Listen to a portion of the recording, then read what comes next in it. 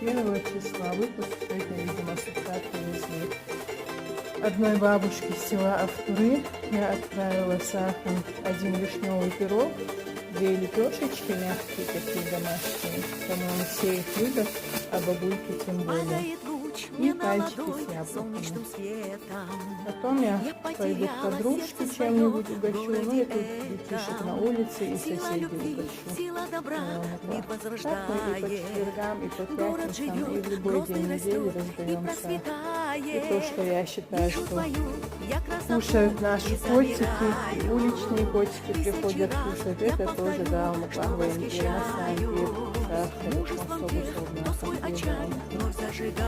очень наслажден, да, больше, шадик дикой, выборно шнук смерть,